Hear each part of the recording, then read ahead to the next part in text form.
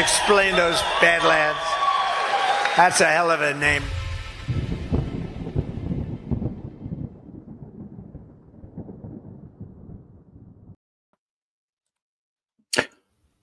River announces Bitcoin interest on cash.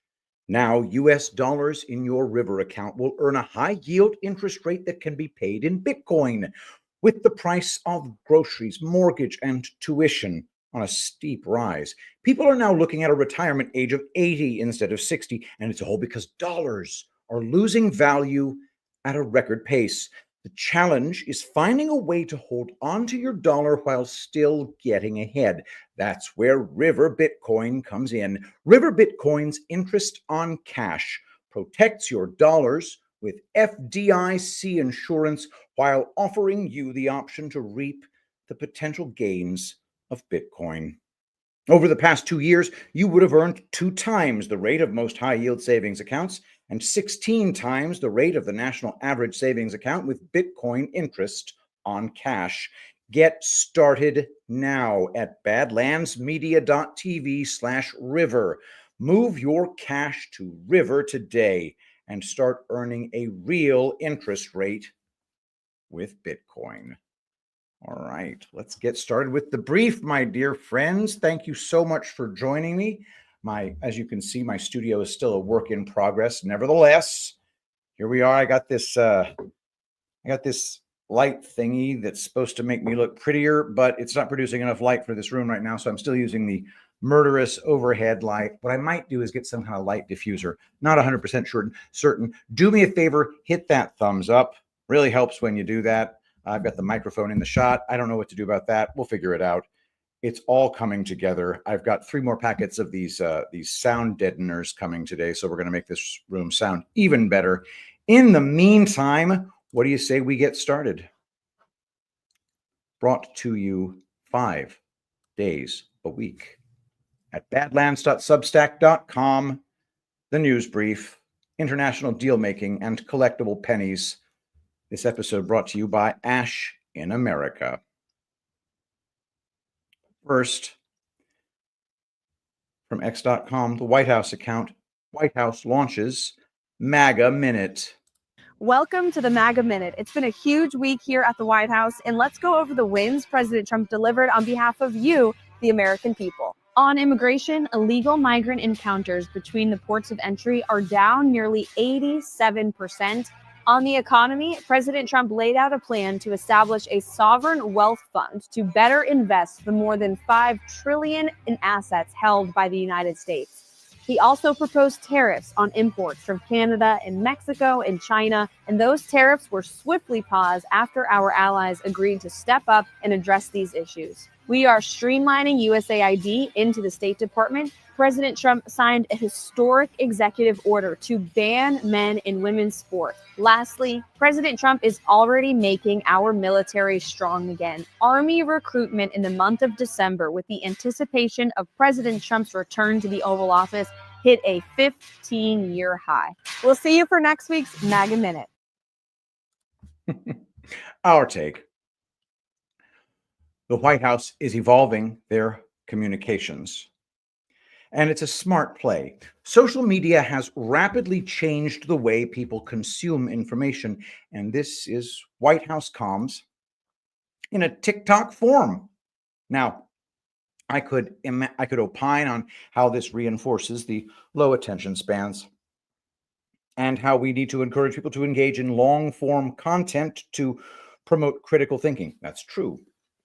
But the realities of the American attention span are what they are. The White House is grabbing mind share by meeting people where they are.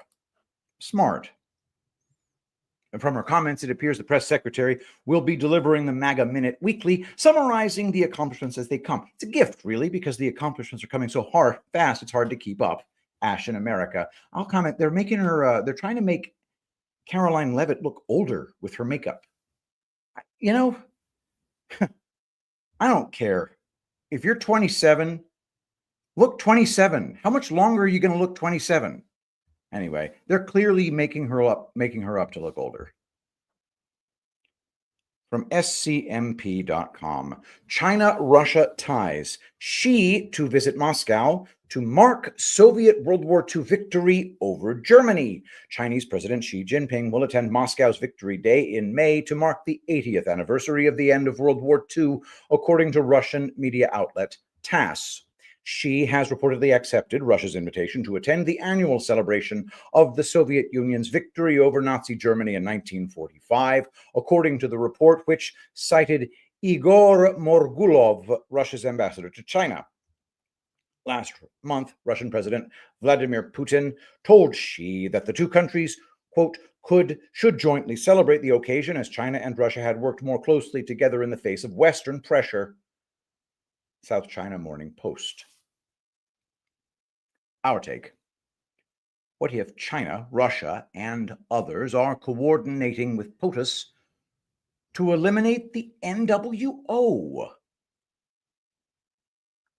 This is my favorite statement, posing as a question in the Q drops. And it inspired my earliest writings in the InfoWar. Righteous Russia, it's Burning Bright's Substack series, explored this question from one side as Donald Trump and Vladimir Putin continue to effect a masterful pincer move on the globalist deep state. But the war for peace takes more than two to tango. And it's not a tango. Just pick another metaphor.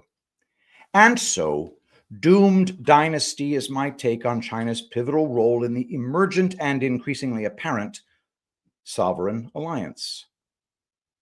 What can an exploration of the empire of Enigma and its polarizing leader tell us about the past, present, and future of the multipolar world, then? Quite a bit. As it turns out, read more. Read more. Doomed Dynasty. So go to the burningbright.substack.com to check out a longer feature on this from Burning Bright. Next, from the BBC. Trump says no right of return for Palestinians under Gaza plan. U.S. President Donald Trump has said the 2 million Palestinians who would be resettled in neighboring countries under his plan to take over and rebuild the Gaza Strip would have no right of return. No, they wouldn't, because they're going to have much better housing, he told Fox News. I'm talking about building a permanent place for them. A clip of the interview was released a day after Trump said he was, quote, committed to buying and owning Gaza, despite global condemnation of the plan he unveiled last week. The Palestinian Authority and the armed group Hamas, whose 16-month war with Israel has caused widespread devastation in Gaza, reiterated that Palestinian land was not for sale. But Israeli Prime Minister Benjamin Netanyahu praised Trump's proposal as revolutionary and creative. The UN has warned that any forced displacement of civilians from occupied territory is strictly prohibited under international law and tantamount to ethnic cleansing. BBC. Our take. There are many reasons why I don't think that this Gaza situation will play out the way it is currently being presented by President Trump. I believe he has an ulterior motive for doing this. However, if it does play out that way, not only will it destroy all goodwill between East and West, particularly between the U.S. and the Muslim world, but it will destabilize a number of countries far beyond Palestine. The neighboring Arab nations will rise up against their governments for allowing it to transpire. Not to mention, whichever nations receive the Gaza refugees, as of now, Ireland is being floated by the Israeli defense minister, among others. The international cooperation that we have seen develop in pursuit of a multipolar world order will likely collapse as nations lay blame at one another's feet for allowing it to happen. The only thing that may keep them unified is a collective animus for the U.S. and Israel, and perhaps a desire to seek retribution and justice for engaging in what can only be described as ethnic cleansing. Simply put, prior to October 7th, the Israel-Palestine conflict was not a national security imperative for the United States. But if we pursue this plan, it will become a national security nightmare for us. We would be better off walking away now and allowing them to resume killing one another. Fewer people would probably die.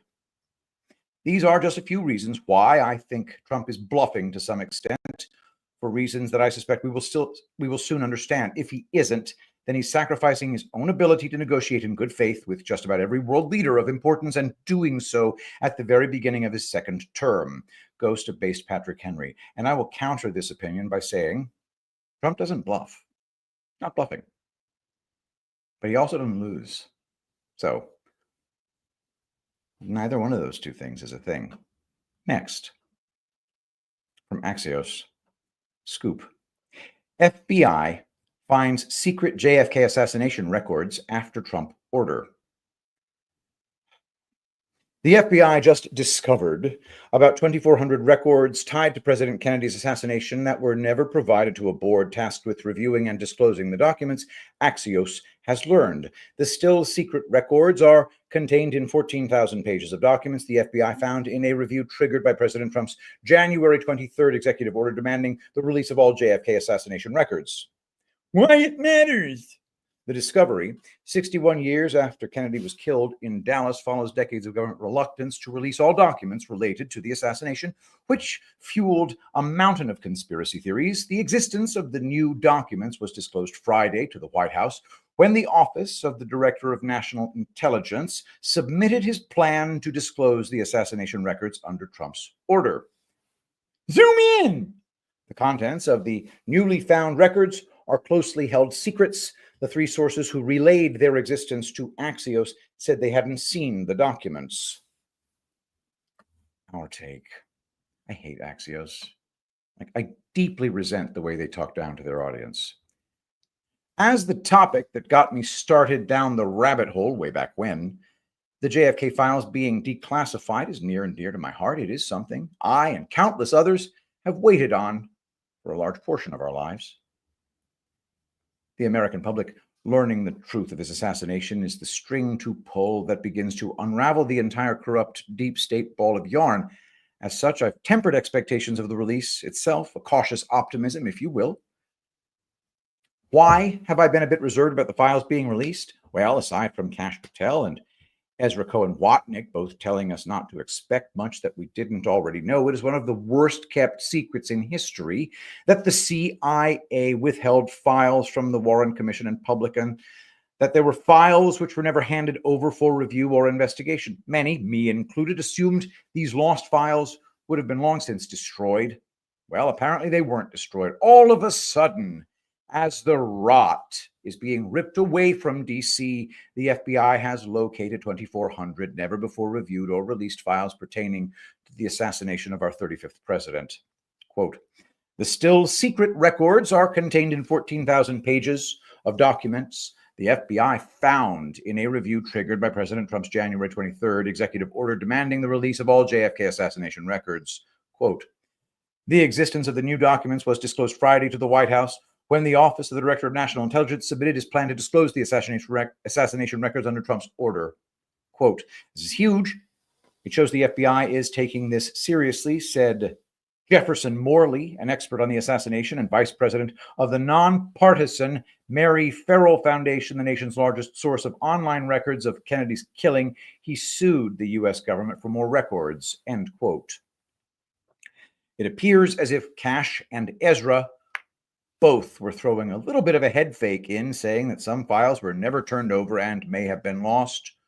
Will these files contain the bombshells and truth so many of us have been waiting on? Only time will tell, but I'd have to say my optimism over these files being released and the truth being seen has risen significantly. Paul Fleuret. My question is, every time the government engages in crime, they write it down? Okay. Everything they do, everything. Every time they have a thought, write it down. I think that these records are being written after the fact. Why not? Anyway, from the New York Post. Chiefs DeAndre Hopkins pushes for ref controversy after touchy calls in Super Bowl 2025. The third team that was under scrutiny in Super Bowl 2025 was the officiating crew after a postseason in which the perception grew that the NFL wanted the officials to call games to favor the Chiefs. It did not become a big issue in Sunday's game. The refs made some questionable calls, but they went both ways, and the lopsided score made them inconsequential in the 40-22 Eagles win. Chiefs wide receiver DeAndre Hopkins pointed out some calls went against the Chiefs on Sunday. Quote, I saw a lot of things in the media about the refs, but what are you all going to say now about the refs and us? Hopkins said. There was a lot of touchy calls. Are you going to report that? Are you going to talk about the refs now? New York Post. Our take. Wow. The NFL is running the same op in support of its own legitimacy as the regime did with the 2024 election. Donald Trump has an overwhelming public mandate that is clear, obvious, and undeniable to virtually everyone. It's got nothing to do with the number of fake votes in a fake election. Knowing this, from the regime's perspective, the best choice is to accept the Trump victory, frame it in beneficial ways, push uniparty candidates everywhere else, and ride out 4 years of Trump while maintaining permanent control over fake elections. I talked about this for a year before it happened, and it has happened. People can't wait to vote harder in more fake elections. Elections are as fake, as rigged, and as stolen as they were in 2020. But who cares now? As long as Trump solves the whole men and women sports thing, so we don't have to, right? Trump winning a fake election no one anywhere would ever believe he lost without exposing the truth of our fake elections is an op to promote the regime's legitimacy. Running national media stories about people who think the refs have rigged the NFL for Kansas City for weeks before the Super Bowl and then leaving Kansas City to lose, and running stories like this is an op to promote the NFL's legitimacy. We're demanding we get the hose again forever. Chris Paul. No lies detected. I have nothing to disagree with there. But a little bit of a white pill. In his interview with Bret Baier, Donald Trump really pushed back hard on Bret Baier, who said, Kamala still got 75 million votes. And Trump's like, what, are you kidding me? Shut up, you no-neck freak, you little dwarven fag. From usnews.com, U.S. aid failed because foreign aid doesn't work. Elon Musk, head of the new Department of Government Efficiency, didn't mince words when he announced last week that the Trump administration was closing the U.S. Agency for International Development, USAID. He said his team was feeding USAID into the wood chipper and that it was time for it to die. The crudeness might not have been necessary, but the proposal itself was warranted. Foreign aid has too many, often conflicting goals, including promoting democracy, stability, and geopolitical ties. It is long past time for the U.S. government to scrutinize the entire foreign assistance program and recognize that one of the central goals, promoting economic growth, has been a failure.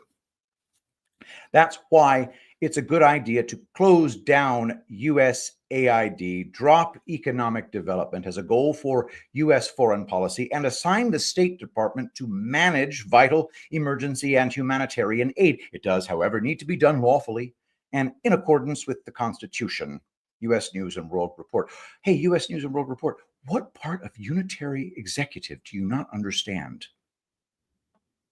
Our take. Listen to this clip. It's got to be listened to over and over again to believe it. And the fact that it's lefty communist slimeball Jon Stewart makes me suspicious. To be doing, like, there is a lot of waste, fraud, and abuse within a system. Audits and waste, fraud, and abuse are not the same thing. So let's decompose these. Please educate me on sure. So an audit is difference. exactly what you just described, Yes. which is, do I know what was delivered to which place? Right. The ability to pass an audit, or the fact that the DoD has not passed an audit, is not suggestive of waste, fraud, and abuse. That is completely false right there. So what is now it's a question of, it's suggestive that we don't have an accurate inventory that we can pull up of what we have where. That is not the same as saying we can't do that because waste, fraud, and abuse has occurred. So in my world, Yeah. that's waste. How is that waste? If I give you $1 billion and you can't tell me what happened to it, that to me is wasteful. That means you Well, are we didn't not necessarily. responsible. But if you can't tell me where it went, then what am I supposed to think?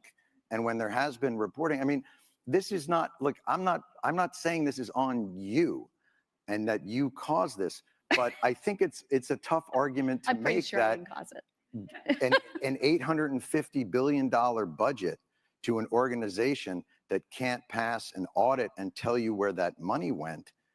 Like, I think most people would consider that somewhere in the realm of waste, fraud, or abuse, because they would wonder why that money isn't well accounted for. And especially when they see food insecurity on military bases and they see. You want to talk about that? Because that's a good, we should be talking. I mean, Well, I'm it's trying to all- understand is- where you're trying to go, other than the dollars, which really bother you. I think it doesn't really bother me. I think it's all connected. Okay. I think Tell when me, I tell look, me that story.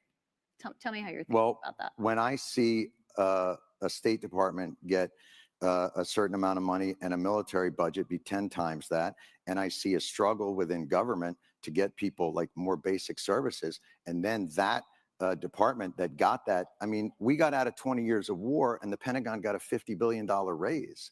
Like, that's shocking to me. Now, I may not understand exactly the ins and outs and the incredible magic of an audit, but I'm a human being who lives on the earth and can't figure out how $850 billion to a department means that the rank and file still have to be on food stamps. Like, to me, that's fucking corruption. I'm sorry.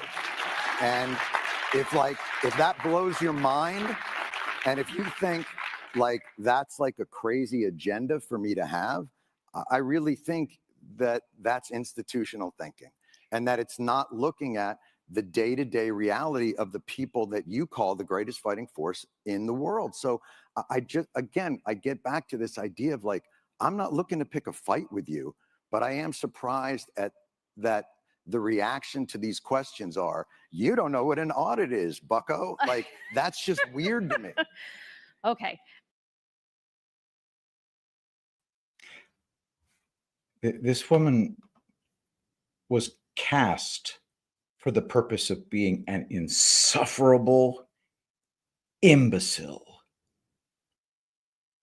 I can't think of any other way that I can interpret this. It is breathtaking. Institutional thinking. A perfect description. And after the expose of USAID and other government funding from media and think tanks, it all makes sense to even the uneducated MSNBC viewer. Burn it all down, clean it up, rebuild. Much more streamlined. CanCon's newsletter. From CNN. It's almost science fiction. Scientists say the shape of Earth's inner core is changing. Did they really write this headline? All right, let's go, guys. Scientists who just months ago confirmed that Earth's inner core recently reversed its spin have a new revelation about our planet's deepest secrets. They identified changes to the inner core's shape. Earth's innermost core is a hot, solid ball of metal surrounded by a liquid metal outer core for decades. Planetary scientists suspected that the solid inner core deformed over time as it spun. Now, researchers have found the first evidence of changes taking place over the past 20 years in the shape of the inner core. Signs of the core's deformation appeared in waves from earthquakes that were strong enough to reach Earth's center. The research team used that same earthquake data for a 2024 study to resolve a long-standing debate over the inner core's rotation. They found that the inner core once spun faster than Earth itself. But beginning around 2010, the solid inner core's spin slowed. It's now revolving backward relative to the rest of the planet. CNN. Okay, Here we go. Our take. Many will accuse me of including this story in the Badlands News Brief just so that Patrick Gunnels will react to it on the brief Monday through Friday, 9 a.m. Eastern Time. While that may accurately describe my primary motivation, I do think this is an interesting story. The inner Earth's core started revolving backward relative to the rest of the planet in 2010, and it's a different shape than they previously thought. Now, they can't explain it, but, and this is really important, literally nothing changes in our physical world as a result of these discoveries. The inner core of the Earth can just start going the opposite way of the rest of the planet, and nothing changes on the surface. I know I'm just a lowly science denier, but this is another science thing. It's explained through relativity. Yes, it is, by the way. Oh, is it climate change? Ash in America. She's smarter than you think, guys. Albert Einstein concocted the theory of relativity as a way to reinterpret the null result of the Michelson-Morley experiment, which demonstrated pretty darn conclusively that the Earth wasn't freaking moving. Our heliocentric bullcrap wants us to believe that we are spinning at the equator at approximately 1,000 miles per hour while traveling at approximately 66,600 miles per hour along an elliptical path about the sun. At that speed, and by the way, you can't say, well, you just don't feel it because it's a constant velocity. Bullshit. It's not. You're traveling in an elliptical path, which means direction is changing.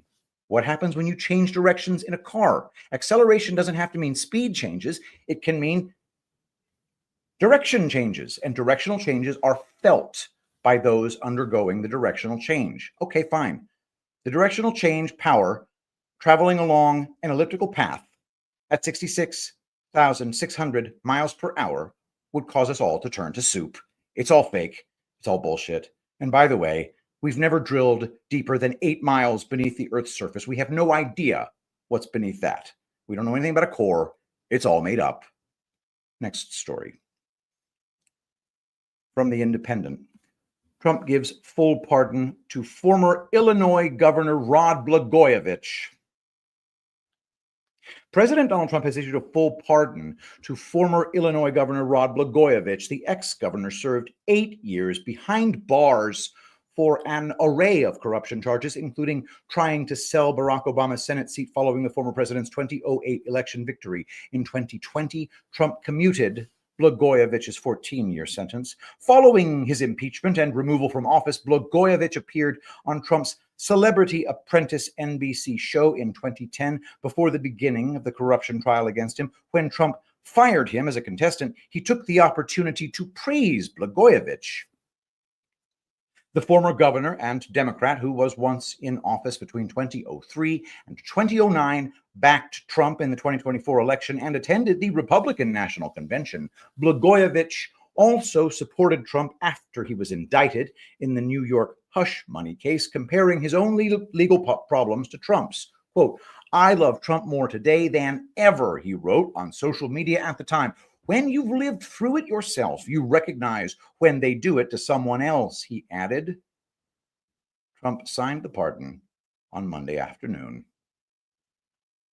Next, we have a full and unconditional pardon for former Governor Rod Blagojevich of the state of Illinois. Good. It's my honor to do it. I've watched him. He was set up by a lot of bad people, some of the same people that I had to deal with. He wasn't quite as successful, but he had somebody that saw what was going on. I didn't know him other than I believe he was on The Apprentice for a little while. He was just a very nice person. He had a fantastic wife. She fought like hell to get him out. He was given a sentence of like 18 years.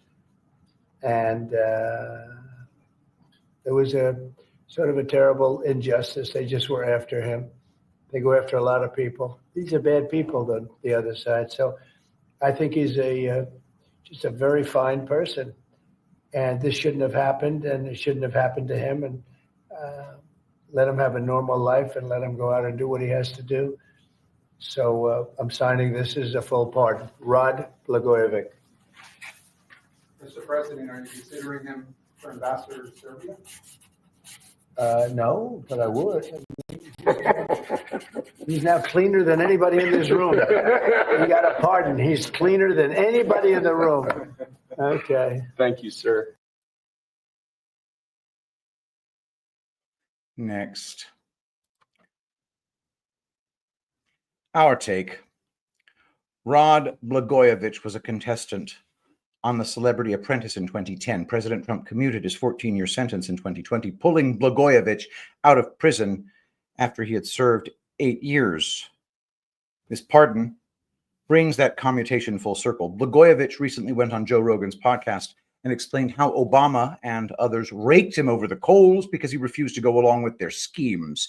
Now the rumor is that Trump will appoint Blagojevich to be the ambassador to Serbia. If you missed it, a few weeks ago, I was joined by Patrick Gunnels on the Book of Trump to discuss The Apprentice and explore the theory that the show was a recruiting operation for Trump's future career in politics. More and more, that theory seems feasible. Ghost of based Patrick Henry. Next, from the New York Post. Elon Musk claims FEMA sent $59 million last week to luxury New York City hotels for illegal migrants, but City Hall says there's more to the story. Elon Musk threatened to claw back $59 million. He said the Federal Emergency Management Agency sent, quote, last week to luxury hotels in New York City to house illegal migrants, a claim that City Hall officials rebutted Monday.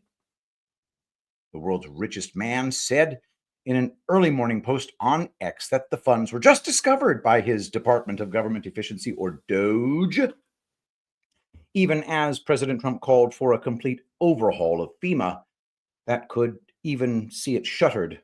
Quote, sending this money violated the law and is in gross insubordination to the president's executive order, Musk wrote.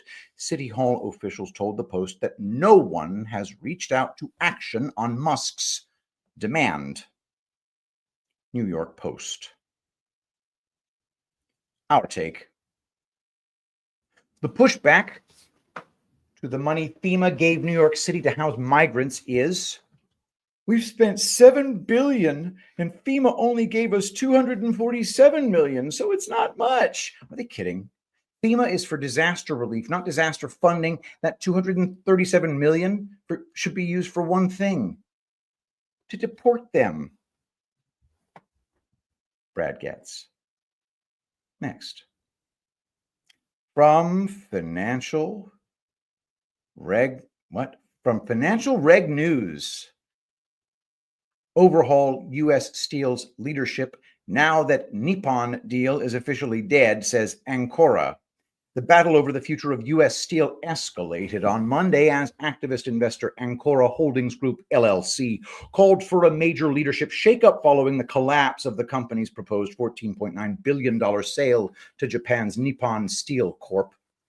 In a February 10th letter sent to the U.S. Steel Board of Directors, Ancora executives Frederick DeSanto and James Chadwick reiterated that the deal is dead, citing President Donald Trump's recent comments as confirmation that regulatory approval would not be forthcoming. Quote, President Trump's remarks on Friday should confirm once and for all that the sale has no chance of being resurrected, wrote the Ancora leaders, referring to an announcement made during a February 7th press conference held by Trump after his briefing with Japanese Prime Minister Shigeru Ishiba in Washington, D.C. Ancora, a significant stakeholder in U.S. Steel, praised Trump's stance on protecting American manufacturing and accused U.S. Steel CEO David Burritt of leading the company off a cliff in pursuit of a massive $72 million transaction-related payout. Financial Regulation News. Our take. So now the truth comes out. U.S. Steel CEO David Burritt was pursuing a sale of the company to Tokyo-based Nippon Steel, and the deal stipulated a $72 million transaction-related payout to Burritt. U.S. Steel ostensibly represents the U.S. steel industry. It was founded as a holding company in 1903 by J.P. Morgan, who used it as a vehicle to buy up every steel business in the United States, most of which were located in Trenton, New Jersey, and then moved most of them to Pittsburgh. That's how Pittsburgh became known as the Steel City. So here we are, 122 years later. The heirs of the company are every bit the vultures as its founders, seeking to exploit the American steelworker further by selling off the final pieces of our steel industry to a foreign corporation. Selling out America for a payday.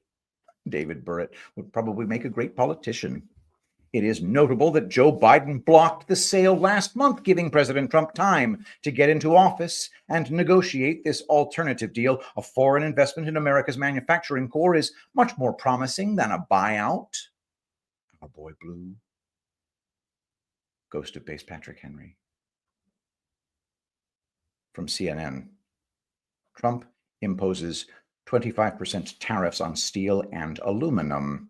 President Donald Trump on Monday imposed a 25% tariff on all steel and aluminum imports into the United States with no exceptions or exemptions.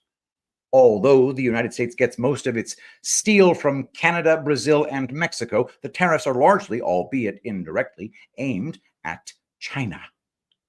This is a big deal, making America rich again, Trump said in announcing the tariffs, according to a pool report. CNN. Our take. This is one of those stories that stirs the autism deep in my jimmies. This article mentions China's role in aluminum, referring to the China Hongqiao Group. The world's largest aluminum company by production. It earned that distinction in 2015. Up until that point, it belonged to a Russian company called Rusal, which is now the second largest.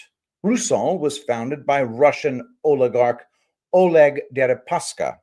That name sounds familiar. It's because Deripaska played a starring role in the Russiagate scandal, allegedly negotiating a $10 million contract in 2017 with Paul Manafort to promote Russian interests in the Trump administration. Deripaska is considered the victor of what is known as the Aluminum Wars of the 1990s, which was effectively a turf war between former Soviet elites to gain control over state assets in the aftermath of the collapse of the USSR.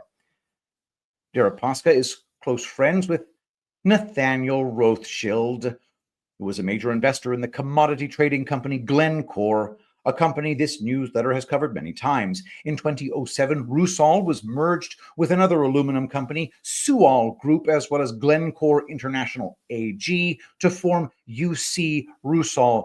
Deripaska was named chairman.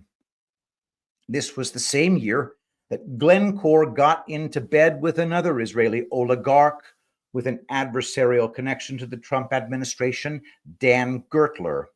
So, how does Rusal fit into this web of conspiracy?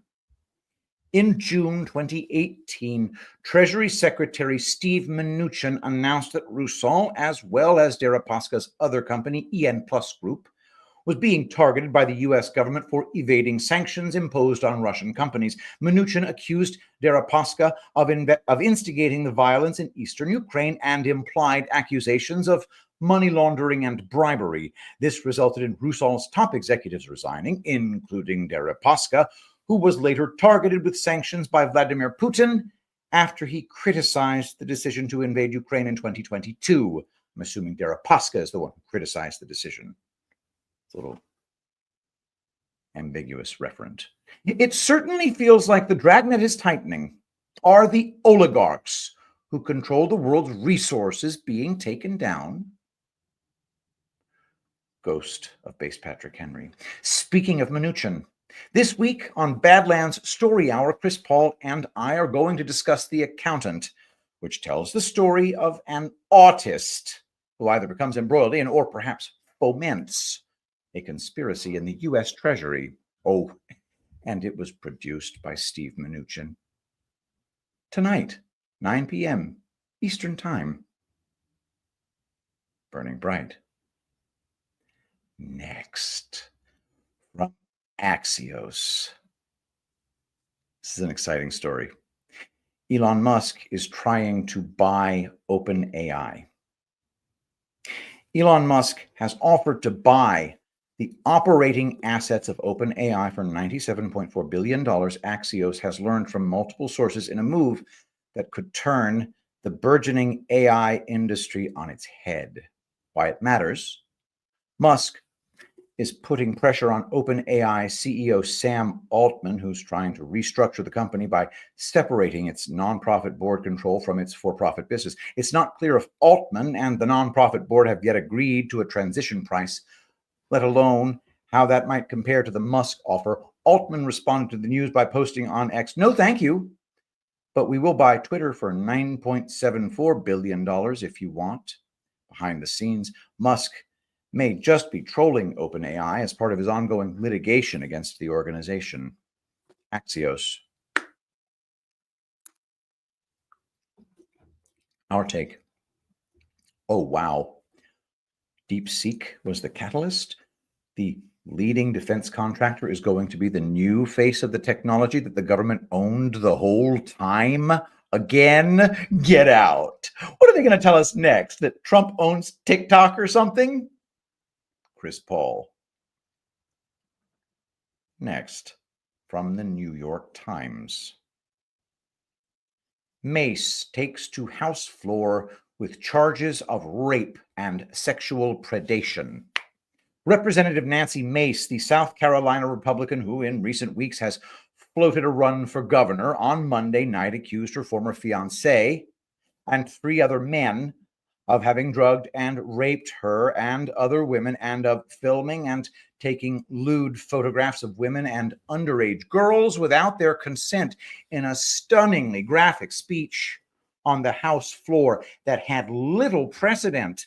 Ms. Mace said the men, whom she named and displayed photographs of on a placard where lawmakers more typically display charts and graphs on policy issues, were involved in the, quote, premeditated, calculated exploitation of innocent women and girls in my district.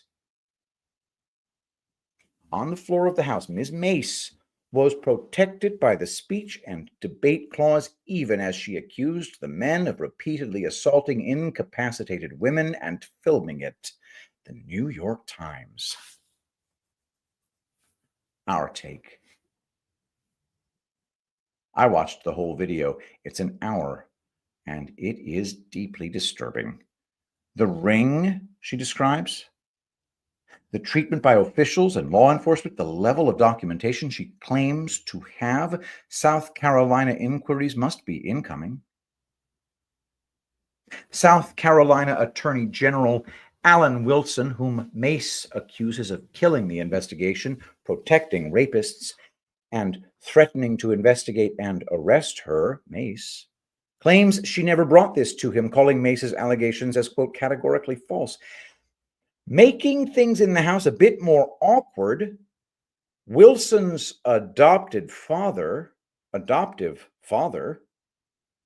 is Mace's colleague, Congressman Joe Wilson, Republican of South Carolina. As the New York Times said, Mace's speech has little precedent, and it comes with little legal risk for the Congresswoman. She enjoys the same protections as Adam Schiff when speaking on the floor. I encourage everyone to watch Mace's speech. It's time for the darkness to come into the light. Ash in America. Now, I want to talk to you about Epic Minerals, the humic and fulvic acid regimen that can radically improve your health. I have spoken to you about Zeolite Extra Spray with humic and fulvic acids, and I want to talk to you about it again. This is a spray that you spray right into your mouth. You do it every single day. The results are immediate. But after a month or 6 weeks, the results become categorically noticeable. And what are those results? Detoxification, better sleep,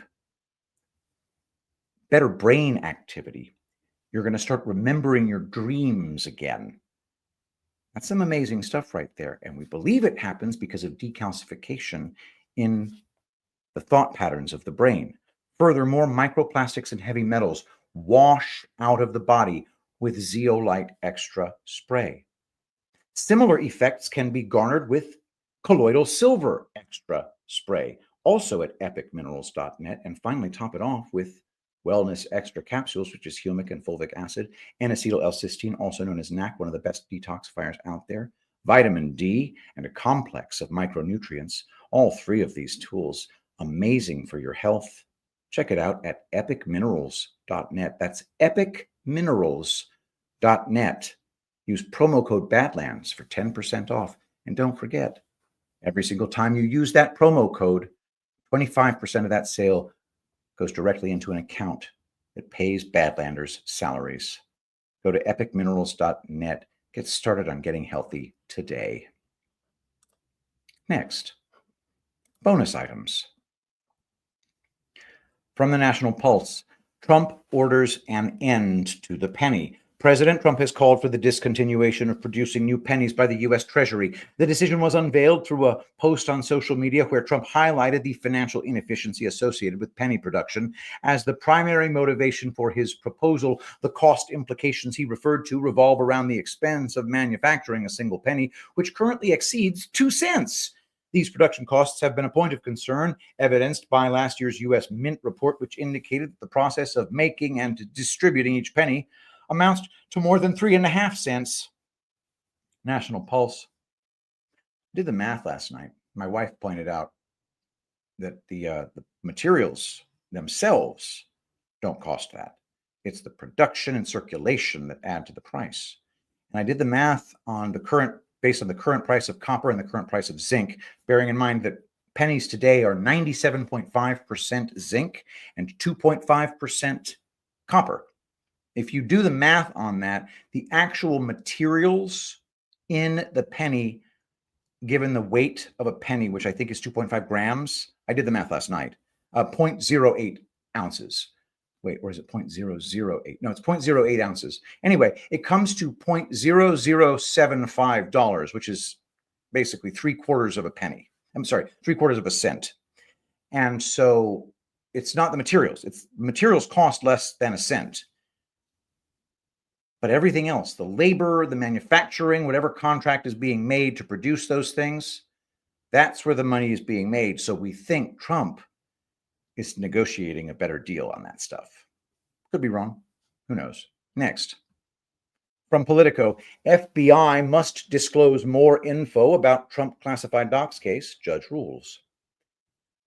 The dismissal of criminal charges against Donald Trump for concealing classified records at Mar-a-Lago eliminated a significant barrier to making records about the probe public, a federal judge ruled Monday. U.S. District Judge Beryl Howell said Trump's election as president, which forced the end of the criminal case, combined with the Supreme Court's ruling on presidential immunity, mean Trump is effectively insulated from any criminal responsibility for his conduct. That means the FBI's previous reasons for refusing to gather and disclose records related to the probe no longer apply, Howell wrote in a ruling in the Freedom of Information Act case brought by journalist Jason Leopold. She noted that while the dismissal of charges against Trump may have reduced his criminal exposure, it ironically made him more susceptible to public scrutiny for his conduct. Politico. Whatever. Next, from OAN.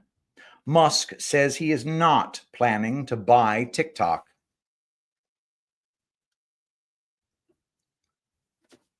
Elon Musk has stated that he is not planning to buy the TikTok app or has any plans with what he would do with it if he were to own it. On Saturday, the Welt Group released a video from the Welt Economic Summit, which was held January 28th, in which Musk made the remarks regarding the application. Quote, "I haven't made a bid for TikTok, nor do I have any plans regarding what I would do if I owned it," Musk said. Musk previously stated that he usually does not buy companies, with Twitter, now X, being the exception to protect freedom of speech.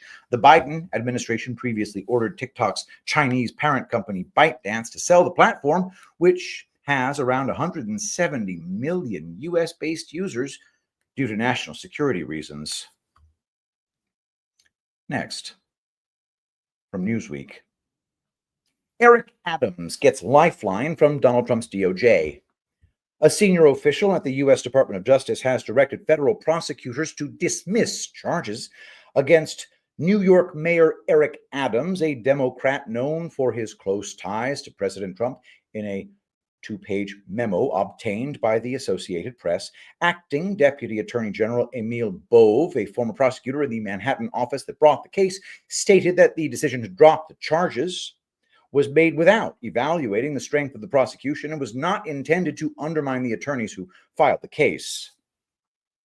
However, Bove noted the timing of the charges and more recent actions by former U.S. Attorney Damian Williams had compromised the integrity of the proceedings. He cited concerns over increased prejudicial pretrial publicity, which he warned could influence potential witnesses and the jury pool. The move follows months of speculation that Trump's Justice Department might intervene to end the criminal case against Adams, who was accused of accepting bribes in the form of free or discounted travel and illegal campaign contributions.